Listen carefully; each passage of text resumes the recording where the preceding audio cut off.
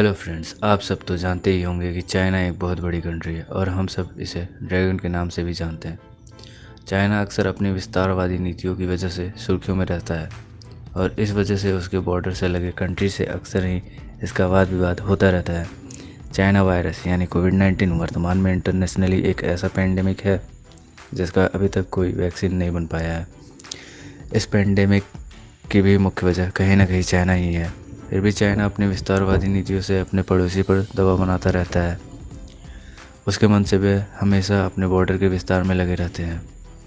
वर्तमान समय में चाइना हमारे कंट्री यानी भारत से अपनी सीमा विवाद बढ़ाता ही जा रहा है, जिसकी वजह से आज हम चाइनीज़ के हर एक प्रोडक्ट्स का पुरजोर विरोध कर रहे हैं। यह ठीक भी है क्योंकि हमारा भारत चाइना के लिए एक बहुत बड़ा बाज़ार है और हम अगर किसी भी तरह इसे आर्थिक क्षति पहुंचाते हैं तो कहीं ना कहीं उसे कमज़ोर कर पाने में हमें सफलता मिलेगी। हालांकि सिर्फ उसके प्रोडक्ट्स का ही बहिष्कार करना हमारे लिए कोई एक सॉल्यूशन नहीं हो सकता, लेकिन फिर भी हम कम से कम उसे आर्थिक रूप से कमज़ोर तो कर पाएंगे। तो चलिए अब हम भारत और चाइना के मिलिट्री फोर्सेस एंड पावर का कंपैरिजन करते हैं। हथियारों और आर्मीज़ के कंपैरिजन से पहले एक दृष्टि जनसंख्या पर भी डाल देते हैं। तो जनसंख्या की दृष्टि से चाइना दुनिया का सबसे बड़ा देश है, जिसकी वर्तमान में कुल जनसंख्या लगभग 140 करोड़ की है। वहीं भारत की जनसंख्या लगभग 135 करोड़ की है और भारत जनसंख्या की दृष्टि से दुनिया का दूसरा सबसे बड़ा देश है। दोनों देशों की जनसंख्या को मिला दिया जाए तो ये दोनों देश दुनिया की आबादी का 37% हिस्सा होते हैं। इसका मतलब 100 लोगों के समूह में 37 चाइनीज़ या तो भारतीय होंगे। वहीं क्षेत्रफल की दृष्टि से चाइना दुनिया का चौथा और भारत 7वां सबसे बड़ा देश है।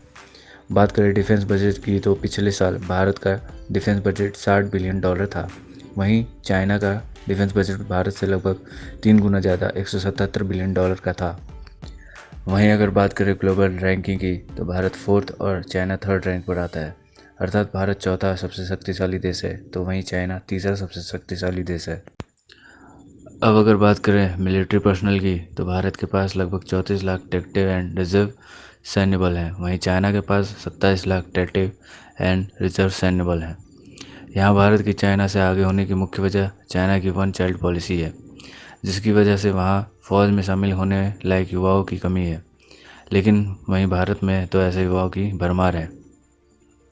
अब बात करें टैंक्स और आर्मर्ड फाइटिंग व्हीकल की तो भारत के पास 4184 छोटे बड़े कॉम्बैट टैंक्स अवेलेबल हैं और साथ ही 2815 आर्मर्ड फाइटिंग व्हीकल्स भी अवेलेबल हैं। वहीं अगर चाइना की बात की जाए तो उसके पास 13,050 कॉम्बैट टैंक्स हैं, साथ ही 40,000 से भी ज़्यादा आर्मर्ड फाइटिंग व्हीकल अवेलेबल हैं, जो भारत से कहीं ज़्यादा हैं। रॉकेट प्रोजेक्टर्स की बात की जाए तो यहाँ भी चाइना भारत से बहुत आगे नज़र आता है। सामने वाले की सेना को ध्वस्त करने के लिए भारत के पास मात्र 266 रॉकेट प्रोजेक्टर्स हैं, तो वहीं चाइना के पास इससे कई गुना ज़्यादा 2050 मल्टीपल रॉकेट प्रोजेक्टर्स अवेलेबल हैं। अब अगर बात करें नेवी फील्ड में तो भारत और चाइना के पास बराबर एक एक एयरक्राफ्ट कैरियर અહીં अवेलेबल हैं। ये एयरक्राफ्ट कैरियर्स समुद्र के रास्ते फाइटर जेट्स को डिफरेंट लोकेशन पर उतारने में सक्षम होते हैं। 2030 तक चाइना में कुल ऐसे 5 एयरक्राफ्ट कैरियर्स समुद्र में उतार सकता है, तो वहीं भारत भी कुछ इसी तरह का मद्दा रखता है। समुद्र में फुर्ती से लड़ने के लिए फ्रिगेट शिप्स की भी ज़रूरत पड़ती है और यहाँ भारत के पास कुल 13 फ्रिगेट्स हैं और चाइना के पास 52 फ्रिगेट्स अवेलेबल हैं। वहीं समुद्र में शिप्स और एयरक्राफ्ट्स को डिस्ट्रॉय करने के लिए डिस्ट्रॉयर की ज़रूरत पड़ती है।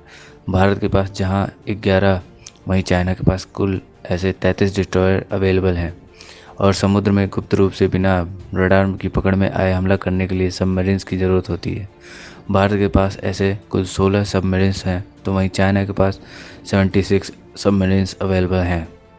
अब बात करते हैं एयरफोर्स की तो भारत के पास 520 स्वदेशी और विदेशी निर्मित फाइटर एयरक्राफ्ट्स इंटरसेप्टर्स हैं, तो वहीं चाइना के पास 1222 फाइटर एयरक्राफ्ट इंटरसेप्टर्स अवेलेबल हैं। अटैकर एयरक्राफ्ट्स की बात की जाए तो भारत के पास लगभग 700 ऐसे एयरक्राफ्ट्स अवेलेबल हैं, जिनमें कुछ और वृद्धि जल्दी हो सकती है। वहीं चाइना के पास इस मामले में 1564 अटैकर एयरक्राफ्ट्स हैं। ऐसे ही बात की जाए अगर अटैकिंग चॉपर्स की तो भारत के पास पहले 16 हेलीकॉप्टर्स थे, लेकिन हाल ही में पठानकोट एयर स्टेशन पे 8 और अपाचे हेलीकॉप्टर्स के जुड़ने से इसकी ताकत में काफ़ी इजाफा हुआ है। साथ ही अभी 14 और ऐसे अपाचे हेलीकॉप्टर्स इंडियन एयरफोर्स में शामिल होने बाकी हैं। वहीं चाइना के पास ऐसे हेलीकॉप्टर्स की एक लंबी कतार है। चाइना के पास कुल 985 अटैकिंग चॉपर्स अवेलेबल हैं।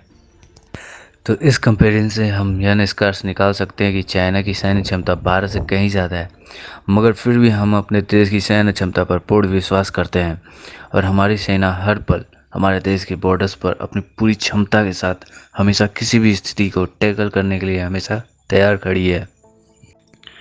हमारी भी कुछ रिस्पॉन्सिबिलिटीज़ बनती है और आप सब जानते ही हैं कि चाइनीज़ प्रोडक्ट्स के विरोध में हमारे देश में एक मुहिम सी चल रही है। तो आप सब भी इसमें योगदान दे सकते हैं, आगे किसी भी चाइनीज़ प्रोडक्ट्स को ना यूज करने की शपथ लेकर। तो आप सबको मेरा यह वीडियो कैसा लगा कमेंट्स करके ज़रूर बताएं और साथ ही लाइक शेयर सब्सक्राइब करना ना भूलें। तब तक के लिए जय हिंद, जय भारत, वंदे मातरम।